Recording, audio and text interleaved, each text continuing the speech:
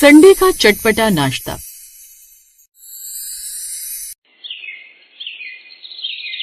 जयपुर में गुप्ता परिवार का घर था, जिसमें सावित्री देवी की 2 बहुएं थी, बड़ी बहू संजना और छोटी बहू सीमा। संजना के 2 बच्चे थे, 6 साल की नेहा और 8 साल का वीर। एक रोज जब संजना और अंकिता दोनों खाना बना रही थी, तभी उनकी सास उनके पास आती है। संजना बहू, अंकिता बहू, तुम्हारी हापुड़ वाली बुआ सास यानी लीलावती का फोन आया था। वो कह रही थी कि छोटे बेटे की शादी के बाद अब उसने घर गृहस्थी बहुओं को सौंप दी है और काफी सालों से उनका यहाँ आना भी नहीं हुआ, तो वो अब कुछ समय के लिए यहाँ आ रही है। तुम दोनों भी तो अभी तक उनसे मिली भी नहीं हो। हाँ, मिली तो नहीं है मम्मी जी, लेकिन उनकी बड़ी बहू आई थी ना देवर जी की शादी में, तो बता रही थी कि बुआ जी कितनी सख्त हैं और वो हर बात में कमी निकालती हैं।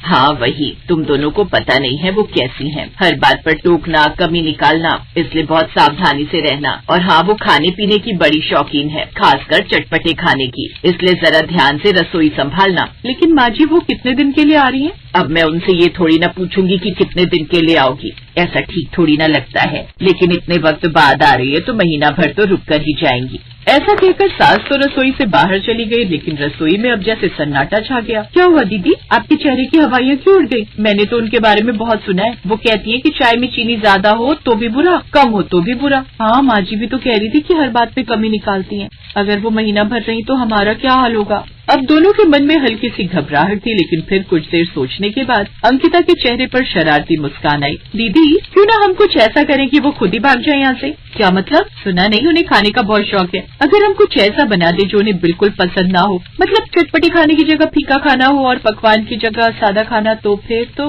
वो खुद ब खुद अपना बोरिया बिस्तर लेकर जल्द से जल्द यहाँ से रवाना हो जाएंगी। अरे वाह देवरानी जी, आपके दिमाग के भी क्या कहने। ये कहकर वो दोनों खिलखिलाकर हंस पड़ी। ऐसे ही 2 दिन बीत गए और आज था संडे यानी कि बुआ जी के आने का दिन। और उस रोज वो दोनों नाश्ते में पोहा बनाने की तैयारी करती हैं। देखो, ज्यादा मूंगफली मत डालना। हाँ, और नमक भी थोड़ा कम ही रखूंगी। उधर सासू माँ बार बार दरवाजे की ओर देख रही थी। ये जीजी ना जाने कहाँ रह गई। तभी दरवाजे की घंटी बजती है। दोनों बहुएं भी रसोई से बाहर आ जाती हैं। सावित्री जल्दी से दरवाजा खोलती है तो सामने पीठ पर और हाथ में काफी सारे थैले लेकर खड़ी होती है लीलावती बुआ। अरे आ गई जीजी, बड़ी देर लगा दी आने में। मेरी ट्रेन तो वक्त पर पहुंच गई थी भाभी, लेकिन ये तुम्हारा बेटा है वो नालायक अर्जुन, उसकी वजह से लेट हो गए। ना जाने कहाँ से गाड़ी घुमा कर लाया है। कह रहा था बुआ शहर में ट्रैफिक रहे हैं, इसीलिए शॉर्टकट से लेकर जा रहा हूँ। वो अभी तक नीचे गाड़ी पार्क कर रहा है। बुआ के हाथ में इतना सारा सामान देखकर संजना और अंकिता तो जैसे घबरा गई। अरे बाप रे, ये बुआ जी की जुबान तो देखो। दीदी जुबान छोड़ो, पहले आप उनका सामान देखो। मुझे तो लगता है ये महीने भर के लिए नहीं बल्कि साल भर के लिए रहने आई है। शुभ शुभ बोल सीमा, कहीं तेरी जुबान पर इस वक्त सरस्वती माता विराजमान होंगी ना, तो कहीं ये साल भर के लिए यहाँ न टिक जाए।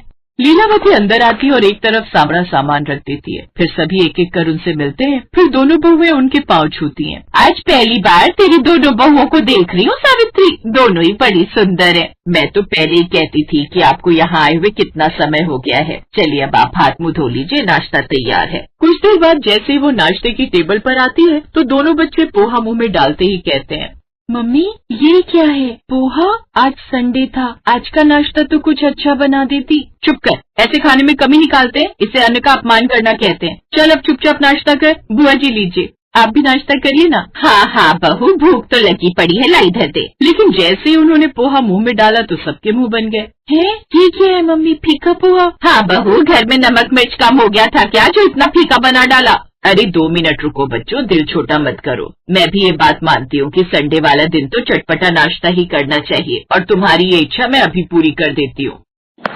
फिर लीलावती ने बैग खोले। उसने पहले बैग में से निकाले समोसे, कचौड़ी और आलू की सब्जी, दही कचौड़ी, इडली सांभर और छोले भटूरे। बुआ जी, आज तो आपने मौज कर दी, क्या बढ़िया सा चटपटा नाश्ता आया है। अरे ये तो मैं उस रेलवे स्टेशन से लेकर आई हूँ।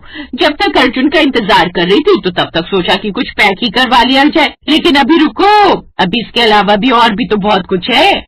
फिर शाम के समय वो अपना तीसरा थैला भी खोलती है, जिसमें से वो गांव की लाई हुई हरी ताजी सब्जियां, साथ में मक्की का आटा। अरे वाह, गांव का मक्की का आटा और ताजी ताजी सब्जियां, फिर तो बड़ा ही मजा आएगा। इसके बाद अब वो अपने दूसरे बैग से बच्चों के लिए कपड़े और खिलौने लाती हैं। बच्चों यहाँ आओ, ये कपड़े और खिलौने तुम दोनों के लिए। थैंक यू बुआ जी, आप बहुत अच्छी हैं। तुम भी तो इतने प्यारे हो। संजना, अंकिता, ये लो ये साड़ियाँ तुम दोनों के लिए, और ये मिठाई। सावित्री, कलाकंद तुम्हें बहुत पसंद है ना? अरे इसकी क्या जरूरत थी बुआ जी? हाँ बुआ जी। अरे जरूरत कैसे नहीं थी, मैं तुम दोनों से पहली बार मिली हूँ तो तुम्हारे लिए कुछ न कुछ तो ले ही आती। हाँ जीजी, आप सच में काफी कुछ ले आई। तो क्या मैं खाली हाथ आती सावित्री? अच्छा बहू, आज तुम खाने में ये मक्के की रोटी और सरसों का साग ही बना दो। और बच्चों, आज रात को मैं तुम दोनों को कहानी सुनाऊंगी। ये सुनकर बच्चे खुशी से उछल पड़े। फिर वो दोनों खाना बनाने में लग गए, लेकिन मक्के की रोटी वो बहुत ही कम बनाती थी, इसलिए जैसे तैसे वो बनाई, पर वो पूरी गोल नहीं बनी। फिर जानबूझकर उन्होंने साग में भी नमक मिर्च हल्का ही रखा। फिर संजना ने साग के साथ मक्के की रोटी परोसी। वाह वाह, कितनी अच्छी बनी है ये साग और मक्के की रोटी। फिर संजना और अंकिता चौंक गई। अब सच में बुआ जी? और नहीं तो क्या, मैं झूठ बोलूंगी क्या अब इस उम्र में? इसमें तुम दोनों बहुओं का प्यार मिला है। और देखो, साग में मसाला भी नाप तौल कर डाला है। ये सुनकर तो जैसे दोनों बहुओं का प्लान वही ढेर हो गया, क्योंकि उन्हें तो बताया गया था कि वो हर बात में कमी निकालती हैं। ऐसे ही अगले दिन भी दोनों बहुओं ने जानबूझकर हल्के मसाले वाला खाना बनाया, ताकि बुआ सास को उनके यहाँ का खाना पसंद न आए और वो जल्द से जल्द वहाँ से चली जाए। उस रोज भी लीलावती ने फिर से खाना खा लिया, लेकिन उसमें कोई कमी नहीं निकाली। है ये बुआ जी तो बिल्कुल अलग ही लग रही हैं। लेकिन फिर अगली सुबह लीलावती रसोई में पहुंच गई और कहने लगी, चलो बहुओं, आज तुम दोनों आराम करो, आज मैं तुम्हें अपने गांव की खास रेसिपी बनाकर खिलाती हूँ। बुआ जी आप? हाँ तो क्या हुआ? कौन सी किताब में लिखा है कि घर की रसोई बहुओं के हवाले ही कर देनी चाहिए? अरे वो बेचारी भी तो थक जाती होगी, अब तुम आराम करो। ये देख वो दोनों चुप रह जाती हैं और बाहर चली जाती हैं। अब अगले 3-4 दिन ऐसे ही हंसी खुशी से बीत गए। लीलावती ने बहुओं को अपने जीवन की बातें बताई, साथ ही वो उन्हें अपनी बेटियों की तरह ही रखती। एक रोज, बुआ जी एक बात कहें, हमने तो सुना था कि आप बड़ी सख्त हैं, लेकिन जैसा हमने सुना था आप तो उससे बिल्कुल अलग हैं। लोग समझते हैं कि मैं बहुत सख्त हूँ, लेकिन असल में मैं बस चाहती हूँ कि घर में सब अच्छा हो, और थोड़ी सख्त रहूंगी तभी तो बहुएं अपने घर को अच्छे से संभाल पाएंगी। ये सुनकर उन दोनों को एहसास हुआ कि जैसे वो बुआ के बारे में सोच रही थी, असल में तो वो उससे बिल्कुल अलग है। उस रात संजना ने अंकिता से कहा, हमने बिना जाने ही उनके बारे में कितना गलत सोच लिया। हाँ दीदी, हमने तो उन्हें भगाने का प्लान भी बना लिया था, लेकिन सच कहूँ तो अब अच्छा लग रहा है उनके साथ रहकर। हाँ बुआ जी हैं बड़ी मजाकिया। फिर 4 दिन रहने के बाद अब लीलावती वहाँ से जाने लगी। वो अपने साथ जितने बैग लाई थी उसमें तो सब सामान उन लोगों के लिए ही था। वापस जाते समय तो उनके हाथ में बस कपड़ों का एक बैग ही था। और बुआ के जाने पर संजना और अंकिता की आंखों से आंसू बहने लगे। बुआ जी अब फिर जल्दी से आइएगा और इस पर ज्यादा दिन नहीं, महीनों के लिए रहना। जाने अनजाने हमसे कोई गलती हो गई हो तो हमें माफ कर देना। ये सुनकर लीलावती मुस्कुराई। अरे पगली, अपने ही तो हो तुम सब, और अपनों से कैसा गिला सिकवा। तभी ऑटो आकर रुका और बुआ जी उसमें बैठकर चली गई। फिर ऑटो धीरे धीरे दूर चला गया और वो दोनों उन्हें देखती रही। अब उन्हें समझ आया कि किसी की बातों में आकर किसी को कभी भी जज नहीं करना चाहिए, बल्कि उससे मिलकर ही उसके असली व्यवहार को पहचाना जा सकता है। घर का आंगन आज खाली लग रहा था, लेकिन दिल प्यार से भरा था। उन्हें एहसास हो गया था कि असली मिठास खाने में नहीं, रिश्तों में होती है।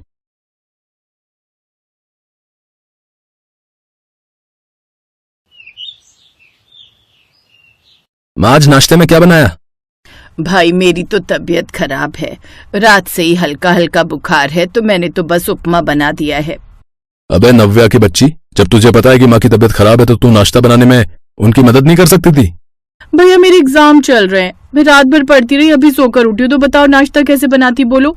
अरे यार कोई फायदा नहीं है, पूरा हफ्ता तो बस जल्दी जल्दी में ही नाश्ता करके हम दोनों ऑफिस भाग जाते हैं। हाँ और क्या, मैं भी तो दुकान पर चला जाता हूँ, बस एक संडे तो मिलता है आराम करने के लिए। सबको लगता है कि संडे के दिन बढ़िया बढ़िया नाश्ता मिलेगा। ऐसा है, मैं भी पूरे हफ्ते आराम नहीं करती हूँ, समझे। अरे 5-5 आदमियों का अलग अलग नाश्ता बनाना कोई छोटी बात है क्या भला। तो फिर एक काम करते हैं, मोहन भैया की शादी करा देते हैं, घर में भाभी आ जाएगी तो सही हो जाएगा। माँ, मोहन भैया की शादी करा दो। उस दिन के बाद मधु और राजेंद्र मोहन के लिए लड़की देखने लगे, और फिर उन्हें मिली महिमा। महिमा बहुत ही अच्छा खाना बनाती थी, और फिर कुछ वक्त के बाद मोहन और महिमा की शादी हो गई, और महिमा घर की बड़ी बहू बनकर ससुराल आ गई। फिर शादी के कुछ दिन बाद, ये लीजिए मम्मी जी, मैंने आज इडली और डोसा बनाया है। क्या बात है भाभी, आपको इडली डोसा बनाना आता है? और नहीं तो क्या, अरे इडली डोसा क्या, मुझे तो उपमा, सैंडविच, केक, नमकीन, हलवा, जो कहोगे वो सब बनाना आता है। ये सही है। तो फिर आज से रसोई की जिम्मेदारी आप ही के हवाले भाभी। हाँ, वो तो है ही। महिमा नहीं जानती थी कि वो कितनी बड़ी मुसीबत मोल ले रही थी। शादी के बाद कुछ दिन तक तो वो शौक शौक में अच्छा खाना बनाती रही और बदले में उसे भर भर कर तारीफें भी मिलती रही। अरे वाह बहू, क्या बात है, कितना बढ़िया हलवा है भाई, है? लेकिन खुद की तारीफ सुनना महिमा को कुछ ही दिन अच्छा लगा, क्योंकि अब वो थकने लगी थी। ससुराल वालों की रोज रोज की फरमाइशें और बेचारी महिमा बस सारा दिन रसोई में ही लगी रहती। फिर एक दिन, भाभी कल संडे है, सबकी छुट्टी है, तो बताओ कल नाश्ते में क्या बनाओगी? सोच रही हूँ सबके लिए उपमा बना देती हूँ। हैं भाभी, उपमा भी कोई खाने की चीज है? आप तो कुछ अच्छा सा बनाओ ना। वैसे आपको दही भल्ला बनाना आता है क्या? हाँ आता तो है। हाँ तो दही भल्ले बनाओ। अब जब बन ही रहा है तो सुबह समोसे और बना लेना। ससुराल वालों की बात सुनकर महिमा ने झूठी मुस्कान दिखाई। असल में वो अंदर से बहुत ही घबराई हुई थी। उसका भी मन था कि वो संडे को आराम से सोकर उठे और कुछ हल्का बनाए, लेकिन जिस तरह से फरमाइशें आई थी उन्हें टाइम पर पूरा करने के लिए वो बेचारी सुबह 4 बजे उठ गई और उठते ही खाने की तैयारी में लग गई। 3-4 घंटे के बाद उसने 10 तरह के पकवान बनाकर सबके लिए रख दिए। वाह भाभी, एकदम राजा टाइप का फील आ रहा है, क्या बात है। हाँ महिमा, पकवानों से तो पूरी टेबल ही भर गई भाई, मजा आ गया। कोई खीर मांग रहा था, कोई दही भल्ले, तो कोई फ्रूट केक मांग रहा था। महिमा आधी नींद में सबको खाना परोसती रही। फिर आखिर में, यार कितने दिन बाद मजा आया ना। कैसा हो अगर हर संडे ऐसे बढ़िया बढ़िया नाश्ता मिले। सही है, फिर तो मजा ही आ जाए। अपने सास ससुर के सामने तो महिमा चुप रही, लेकिन उसका मन कर रहा था कि अगर उसे दैविक कहीं अकेले में मिल जाए तो उसकी चटनी ही बना दे। उस दिन के बाद से जब भी संडे आता बेचारी महिमा को 10 तरह का नाश्ता बनाना पड़ता। फिर एक शनिवार की रात को, अरे महिमा क्या हुआ, ये सिर पर पट्टी क्यों रखकर लेटी हो? मुझे बुखार है, बदन टूट रहा है। अच्छा, कोई बात नहीं, मैं तुम्हें अभी दवाई देता हूँ। तुम दवाई खाओ और आराम से सो जाओ। कल संडे है ना, तो जल्दी उठकर नाश्ता भी बनाना होगा तुम्हें। और रुको, मैं तुम्हारा बुखार नाप लेता हूँ। लेकिन थर्मामीटर में तो बुखार आया ही नहीं। और ये देखकर, देखा दवाई ने कितना तेज असर किया। अब तुम्हें बिल्कुल बुखार नहीं है। चलो मैं सोने जा रहा हूँ। Okay, good night. महिमा की नौटंकी किसी काम नहीं आई और फिर अगले दिन सुबह उसे फिर 10 तरह का नाश्ता बनाना पड़ा। सबने महिमा की तारीफ की, लेकिन महिमा अब इस सब से चिढ़ने लगी थी। अगले हफ्ते शुक्रवार के दिन, इस बार मैं नाश्ता नहीं बनाऊंगी। एक काम करती हूँ, मैं मायके चली जाती हूँ, कह देती हूँ कि मुझे मायके की बहुत याद आ रही है। जैसे ही मोहन काम से वापस आया तो महिमा उदास होकर उसके सामने आई। उसे ऐसे देखकर, क्या हुआ महिमा, इतनी उदास क्यों? नहीं, वो तो बस ऐसे ही। नहीं, मुझे बताओ क्या बात है। वो बस माँ की बहुत याद आ रही थी। हाँ, तुम काफी वक्त से उनसे मिली भी तो नहीं हो। हाँ, इसीलिए तो उनसे मिलने का बहुत मन कर रहा है। चलो कोई बात नहीं, मैं कुछ करता हूँ। अगले दिन मोहन महिमा के मायके गया और उसके माँ बाप को अपने साथ अपने घर ले आया। महिमा देखो कौन आया है। लो, अब तो तुम्हारी मम्मी और पापा भी आ गए। आज रात यहीं रुकेंगे, कल सुबह सबके साथ इन्हें बढ़िया बढ़िया नाश्ता कराना। अब तो खुश हो ना तुम? महिमा का जी कर रहा था कि वो अपने पति मोहन को उठाकर पटक दे। संडे के दिन उसे अब की बार 6 नहीं बल्कि 8 आदमियों का नाश्ता बनाना पड़ गया। और फिर एक दिन उसके इस सब्र का जब बांध टूट गया तो उसने भड़कते हुए कहा, देखो अब बहुत हो गया, ये हर संडे को 10 तरह का नाश्ता मुझसे नहीं बनाया जाता। तो कोई बात नहीं, भड़कती क्यों हो, हम कुछ करते हैं। मोहन ने इस बारे में अपने माता पिता से बात की और फिर कुछ दिन बाद दैविक की शादी करा दी गई और देविका देवरानी बनकर घर में आ गई। शुरू में तो देविका का बड़ा ख्याल रखा गया, लेकिन बाद में उसकी भी हालत महिमा जैसी ही हो गई। यार भाभी, ये संडे को इतना रात से नाश्ता करने की आदत कहाँ से पड़ गई इन लोगों को? इसकी गुनहगार मैं ही हूँ देविका। अच्छी बहू बनने के चक्कर में हर किसी की फरमाइशें पूरी करती रही और अब वो परंपरा बन गई है इस घर की। समझ नहीं आ रहा अब क्या ही करूं। देविका और महिमा अपने ससुराल वालों की आदत से परेशान थी। तब तक फिर शनिवार आ गया। अगली सुबह संडे को दैविक और मोहन का बॉस अमर उनके घर आ गया। अरे अमर सर आइए ना। आइए सर बैठिए, मैं नाश्ते का पता करके आता हूँ। अगले पल बेचारी महिमा और देविका उतरे हुए मुंह के साथ एक के बाद एक थाली लाती गई और देखते ही देखते नाश्ते से पूरी मेज भर गई। इतना सारा नाश्ता देखकर अमर हैरान था। उसने नाश्ता करना शुरू किया और फिर, वाह भाई क्या बात है, मजा ही आ गया। आपने मेरे लिए इतना कुछ बनाया? नहीं सर, इतना तो हमारे यहाँ हर संडे बनता ही है। अच्छा, तो कोई कुक लगवाया है क्या? नहीं सर, कुक की क्या जरूरत है, मेरी पत्नी और दैविक की पत्नी है ना, वही बना लेती है मिलजुल कर। ये तो अच्छी बात है। अच्छा मोहन, दैविक, एक काम करो, अगले हफ्ते से आप दोनों संडे को भी ऑफिस आओगे और काम करोगे। और हाँ, 2 घंटा एक्स्ट्रा काम करोगे, ओके? क्या हुआ सर, नाश्ता अच्छा नहीं लगा क्या? संडे को ऑफिस, उस दिन तो छुट्टी होती है ना?